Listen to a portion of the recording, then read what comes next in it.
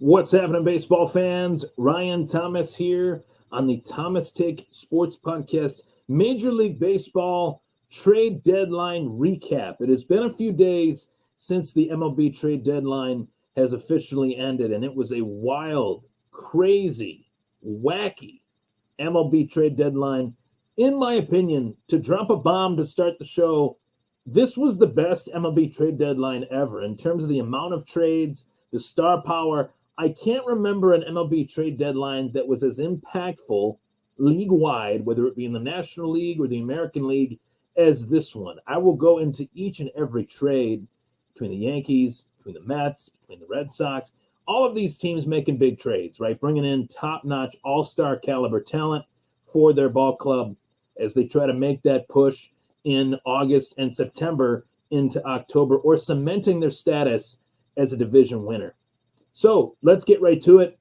The first trade that I want to discuss, of course, is the big bad New York Yankees. The evil empire is at it again as they acquire Joey Gallo as well as Anthony Rizzo. Fire away your comments in the comment section below. I greatly appreciate the comments and support from everyone that tunes into this show. It has been a solid run that I've been able to put together over the course of the last 5 years. The show is getting better each and every year. We're inching closer and closer to the NFL regular season, which means obviously I'm covering the guys that are always behind me, the Buffalo Bills, throughout the entire calendar year, NFL season, I should say, calendar year, though I could say 365 coverage as far as the Buffalo Bills, but I've really enjoyed making this a sports show, covering sports from a wide angle, whether it be football, baseball, hockey, combat sports, mixed martial arts, as well as boxing.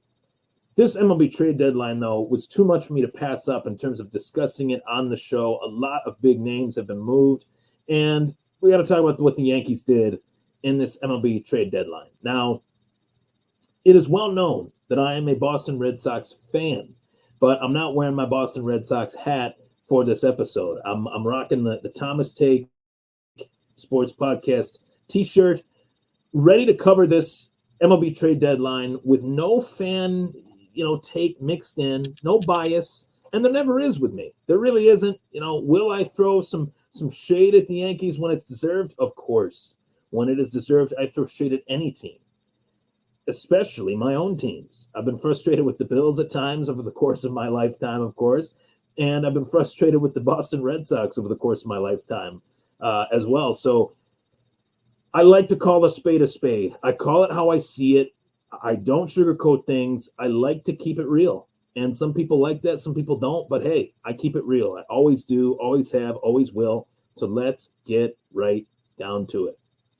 The Yankees acquiring Joey Gallo and Anthony Rizzo, two big left-handed batters that can obviously pummel the ball over the 314-foot right field wall that is in Yankee Stadium, new Yankee Stadium, or newer Yankee Stadium. It's not old, it's not new, it's newer compared to the old Yankee Stadium, right? So, a few takeaways from this. I knew that it was a foregone conclusion 2-3 years ago that Joey Gallo would wear pinstripes at some point in his career. He just oozes New York Yankee. He's big, he's strong, he's got a big bat, hits for pure power. And you look at his year-to-year average clip, the majority of his hits are home runs. And he's still only hitting, 200 to 240 at best. There are times during a season in which he is hitting over 300. He is doing what he needs to do, not over 300, but 270 to 280. Maybe in a week span, he's hitting over 300 in a small sample size. But Joey Gallo is not a contact hitter. He is not a hitter. He is a pure power hitter. And the New York Yankees offense has stalled largely through the majority of this season. That is why the Yankees are in the position that they are in. Granted, expectations-wise, that is why they're in the position that they're in. What has lacked for the Yankees is their batting lineup. But what has lacked even more so is their starting pitching. They've had a lot of injuries in the rotation, a lot of guys that are a little bit long in the tooth, like Corey Kluber, that have a lot of innings on that throwing arm, that got hurt early in the season. But the Yankees felt like the best and most readily available option to make their team better was acquiring Joey Gallo and Anthony Rizzo. I recognize that. Joey Gallo is a 200 to 240, 2 to 240 hitter. Anthony Rizzo, on the other hand, that's an entire different ballgame, pun intended. We're talking about a 4 or 5-time All-Star, Gold Glove winner, one of the better first basemen in the National League with the Chicago Cubs.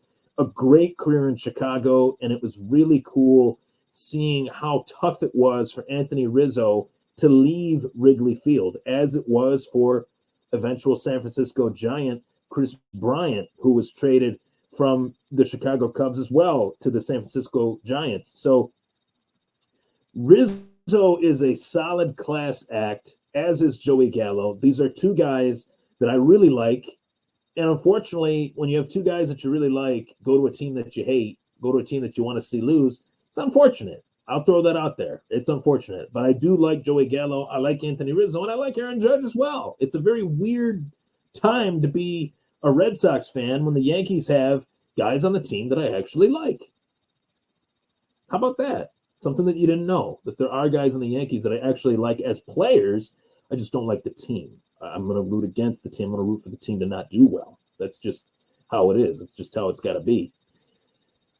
But when I look at this trade deadline, as impactful as it was for the New York Yankees to go from where they are to where they need to be in order to make that second wild card push and to, obviously go on a run here in October, did the Yankees do enough?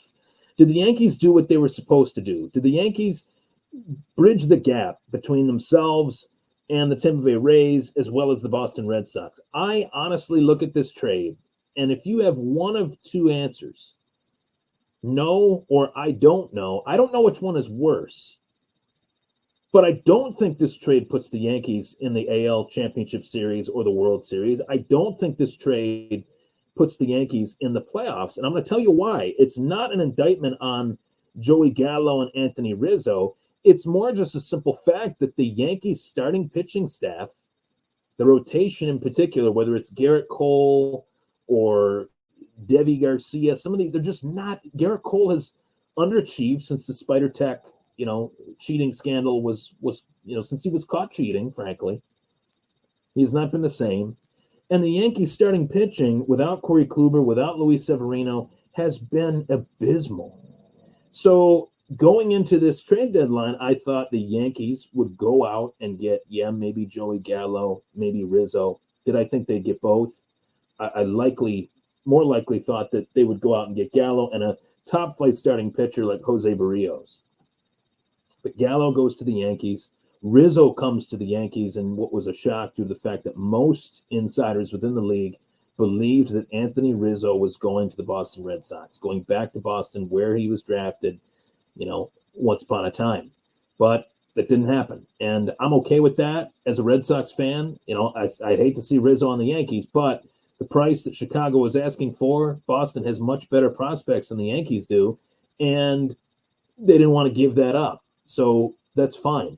The Red Sox gave up a top 20 prospect for another Chicago Cub that I'll talk about a little bit later. But for now, did the Yankees do enough? They acquired Joey Gallo, Anthony Rizzo, and Andrew Heaney.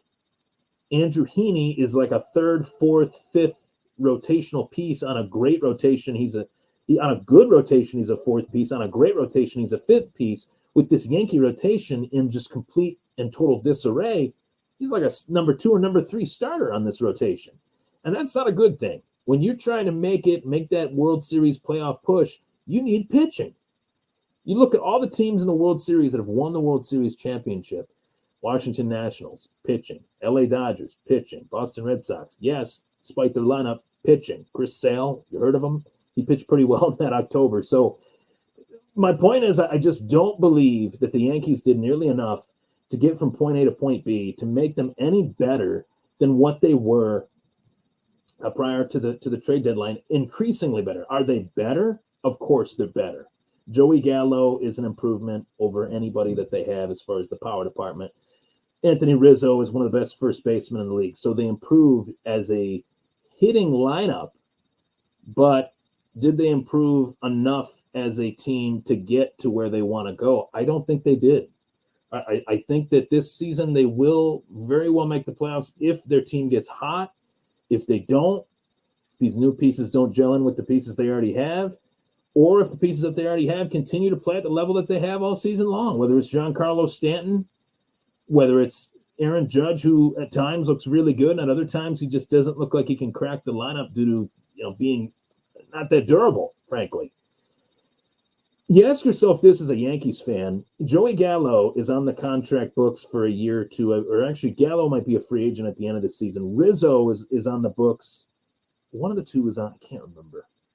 It's not coming to me. I feel like Rizzo is a free agent at the end of the year.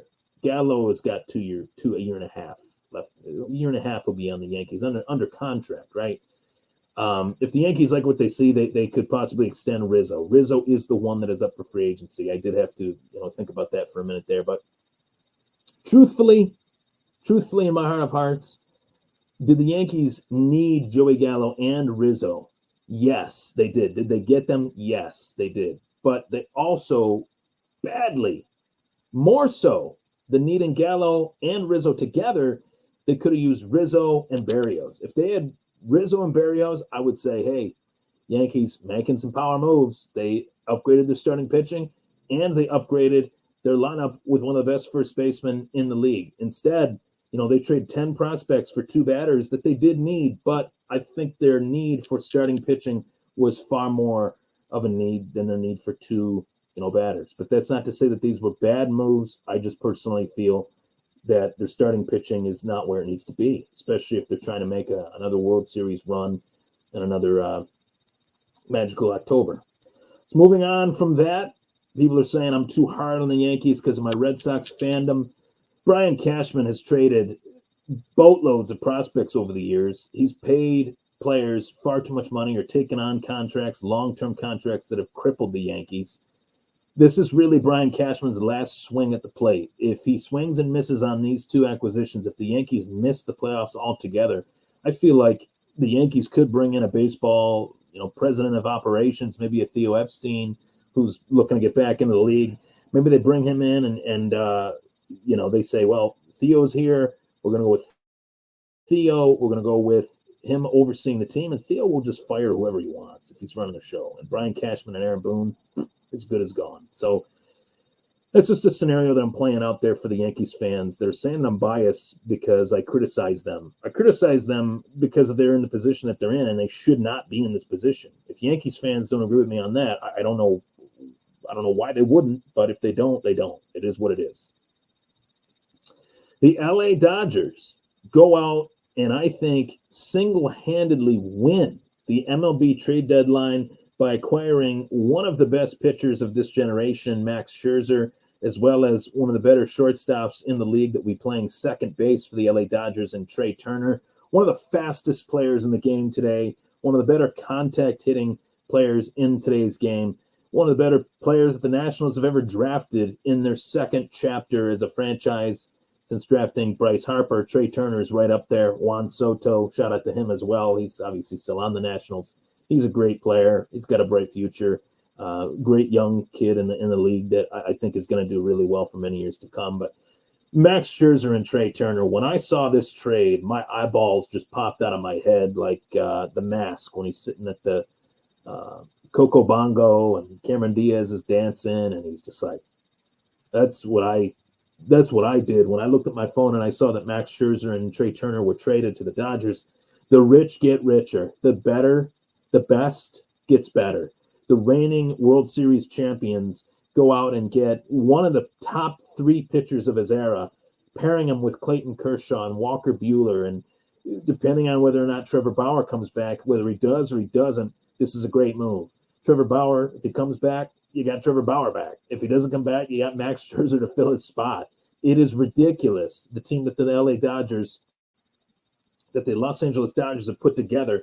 And it is even more ridiculous that they had the guys to move to make this trade. And they traded some solid prospects in this move, prospects that the Nationals will be able to build a little bit of a team around. Josiah Gray, a really good starting pitcher prospect. I'm excited to see what he does tonight. He's starting tonight as well. Trey Turner playing second with Corey Seager playing short. Trey Turner is under Dodgers control for the next year and a half. Max Scherzer is a free agent at the end of the year. So this is a win now move, to say the least. I love it. I've always been fans of Scherzer and Turner. I'm sure there's national fans out there. Shout out to Kyle Hughes, who were devastated when they heard that this trade was happening, especially trading two Nationals players to the Dodgers. It just doesn't feel right. But the Nationals had to get what they could. They had to get the most out of trading Max Scherzer as well as Trey Turner. They did that and then some by trading Max Scherzer and Trey Turner to a team that had the bodies, the prospects to trade, had the bodies, had the prospects to acquire that would make the Nationals rebuild, an accelerated rebuild in comparison to other teams had they traded with those other teams. So throwing that out there, I really like this move for the Dodgers. I think they won the MLB trade deadline, and I'm excited to see these guys in Dodger blue. Mets, the New York Mets, the amazing Mets. They go out. They get Javi Baez. The Mets landing Javi Baez was out of left field, pun intended. I did not expect it at all. I had heard while flipping through the channels on the great channel that is MLB Network that the New York Mets would be looking to acquire Javi Baez, and it got me thinking All-Star game. Baez and Lindor were buddies. Home Run Derby, Baez and Lindor were buddies. World Baseball Classic, I believe, Baez and Lindor were buddies. Shortstop, second baseman, reunited. And this bromance in the majors continues. And finally, it continues at an elite level in the major leagues on the same team, not on a one-night stage, the All-Star game, the Home Run Derby maybe, or the international tournament with the World Baseball Classic. We'll get to see these guys play together, share the infield for the rest of this season, and I am super happy for the New York Mets. This is a great move for their club. This is a move that obviously accelerates their lineup, extends the ability of their lineup in a wide variety of ways in terms of how Baez can line up, where he can line up in an order. He could be at the top of the order. He could be a cleanup hitter. He could be at the leadoff spot. Javi Baez can do everything. He's a 5-tool player. He started to have somewhat a down year with Chicago. He started to really struggle. And sometimes, more oftentimes than not, in baseball at the very least, when a guy moves from one team to another, it can provide that fresh breath of air that he needs to get his game on the right track, rather than being this slumping player that Javi Baez was in Chicago, knowing that there was kind of a cloud hanging over Chicago that, yes, they were going to trade Anthony Rizzo, Javi Baez, Chris Bryant, Kyle Schwarber. These guys were all gone. This was a really down year for the Cubs. This was a year that was a disaster for the Cubs. Didn't work out in the slightest, and the Cubs just said, we're just going to hit the reset button on this and just go for getting as much talent, young talent, as we can for these players that helped end the longest World Series drought in baseball history. And it's bittersweet because I'm not a Cubs fan, but I did enjoy seeing them be able to break that curse with the guys that they did. The final out was a grounder to new San Francisco Giant Chris Bryant. Great segue here, and it was thrown to Anthony Rizzo. So, that was only 4 or 5 years ago. So it doesn't really seem that long ago, but yet, the Cubs are a completely different team.